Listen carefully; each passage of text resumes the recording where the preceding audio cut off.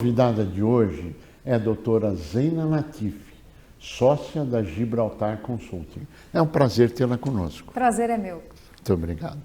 Nos conte um pouquinho, com a sua vasta experiência e expertise, o que nós devemos esperar da economia brasileira para daí enveredarmos aí nas mutações tributárias que nós estamos tendo. Claro. Bom, primeiro é importante a gente sempre dar uns passos atrás para poder olhar futuro. Claro. Desde 2021 a gente tem tido surpresas positivas em relação ao crescimento da economia. Só para lembrar, o ano passado fechou com um crescimento de 3,4% e a projeção dos economistas lá no final de 2023 era um crescimento de 1,5%. Sim. A gente tem tido surpresas recorrentes e acho que, em alguma medida, talvez em boa medida, isso reflete um país que aos poucos vai ganhando musculatura para crescer mais depois daquela grave recessão de meados de 2014 até meados de 2016. Foi uma recessão longa de 2 anos, em que, se a gente for fazer aqui uma analogia com a medicina, é o sujeito que ficou 2 anos numa UTI. Quando sai da UTI, é claro que ele vai estar com a saúde muito impactada, o que significa, no economês, o potencial de crescimento muito encolhido, né? Sim. Afinal, são 2 anos sem investimento, enfim. Então, eu acho que desde 2016 nós temos uma retomada de reformas estruturais. Certamente, né, a gente sempre fica querendo que seja mais acelerada essa agenda, mas o fato é que teve, né, temos um efeito cumulativo de reformas que vem desde 2016 e aí a gente está aumentando essa musculatura, esse potencial de crescimento do país. Tem excessos na política fiscal, a gente sabe disso, que pode uma parte disso, desse crescimento, dessas surpresas, uma parte ser excessos ali nos gastos, mas não é só isso, acho que tem de fato um ganho de potencial. Claro que para este ano é natural mesmo que se espere uma desaceleração, mas eu acho que tem espaço para surpresas novamente. Quando a gente olha, por exemplo, o Boletim Focus do Banco Central, Sim. se previa um crescimento abaixo até de 2, já foi para 2,2, né?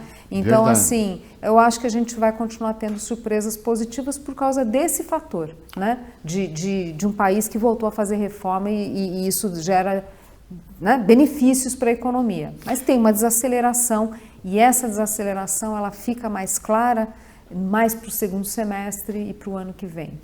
Agora, existem fatores internacionais que imagino que devam estar influenciando diretamente essa desaceleração. Por exemplo, as tarifas impostas pelo presidente Trump ao mundo. Como é que isso afeta o Brasil na sua avaliação? Olha, o Brasil nessa história toda a gente está bem posicionado, né? Porque tem algo que nos prejudica no longo prazo, mas que neste momento ajuda a preservar um pouco a economia, a blindar um pouco a economia, que é o fato de sermos uma economia muito fechada.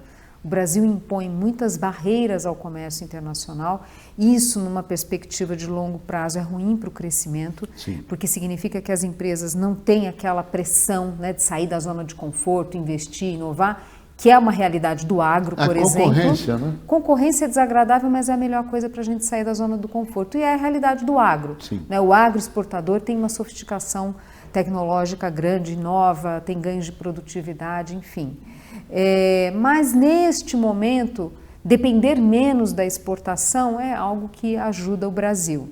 A gente é vulnerável em alguns produtos, poucos, a gente é vulnerável no aço, a gente é vulnerável no alumínio, que as exportações para os Estados Unidos representam aí algo como 7% da produção nacional, mas é isso. Então eu não acredito que a gente vai ser muito impactado. O setor sim, né? A outra questão que eu acho que é importante a gente colocar é que a nossa diplomacia tem sido muito cautelosa em tratar esse assunto, tentando negociar aumento de cotas e não ir num embate, porque de fato nós temos uma relação comercial deficitária com os Estados Unidos, a gente não é relevante para os Estados Unidos. Então dá para ocupar esse espaço, mas a gente vê de fato uma diplomacia cautelosa nessas relações China, Estados Unidos. Por exemplo, uma decisão que eu acho que foi acertada, quando a China convidou o Brasil para entrar na nova rota da seda, a postura do Brasil foi, olha, a gente topa fazer acordos, mas a gente não vai entrar na rota da seda. nova Rota da Seda. Sim. Eu acho que foi uma decisão sábia. Um outro ponto que eu acho importante colocar é que quando a gente olha os preços das commodities nossas em reais, não dá para a gente dizer que o setor exportador está numa situação frágil do ponto de vista de rentabilidade. Né? Não, claro, cada setor, cada produto é a sua história. Lógico. Mas a taxa de câmbio depreciada e o próprio preço das commodities ajuda também a garantir, né, o câmbio ajuda a dar alguma margem de manobra de negociação. Enfim, né, no relativo, tem setores que podem ser ganhadores dessa história, importante dizer. No relativo, nossa posição é mais confortável, vamos dizer assim. Em relação à movimentação recente que vem se acentuando em relação ao IOF, à carga tributária, etc. Olha, qual o impacto não só econômico, mas a imagem? Isso afeta muito? Olha, a gente fala muito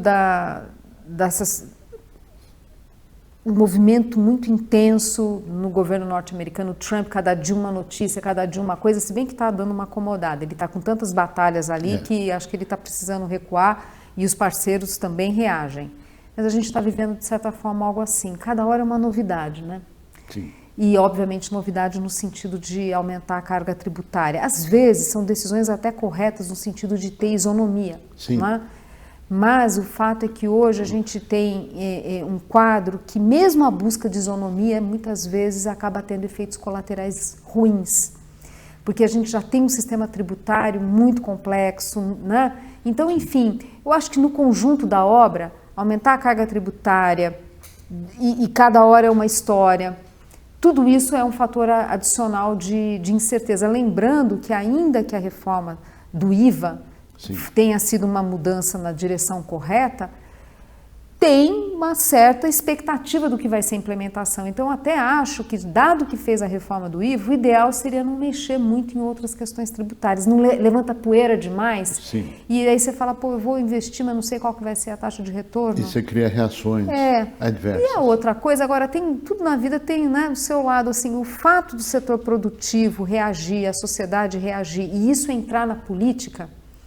Quem sabe isso, né, deu uma sacudida de verdade no sentido da gente começar a viabilizar essas agendas de contenção de gastos públicos que depende de aprovação do Congresso, depende de apoio da sociedade, enfim.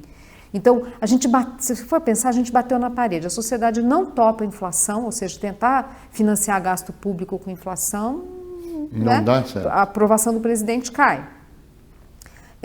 Aumentar ainda mais a dívida pública, bom, a gente está vendo as consequências disso nos juros.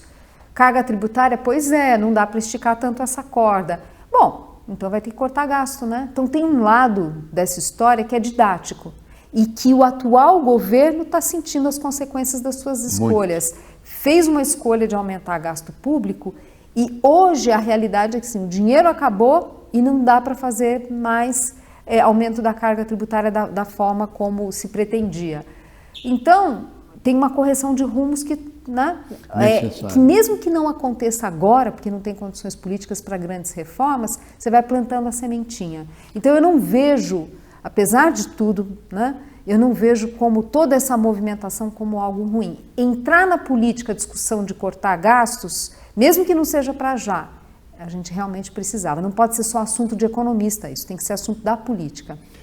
Agora, baseado na sua brilhante exposição aqui, a taxa de juros deve se manter por algum tempo, sobe, desce. Qual a sua análise? Olha, eu acho que o Banco Central parou, para de subir juros, mas acho difícil ter um espaço para uma queda tão cedo. Sim. Mas aí tem várias questões envolvidas. A principal delas é porque o Banco Central está precisando construir reputação, né? Essa confiança dos agentes econômicos que existe sim um compromisso com a meta de inflação de 3%. Veja, eu até acho a meta de inflação de 3% baixa. Ela é. Acho que o Banco Central reduziu a meta de 4,5% para 3%.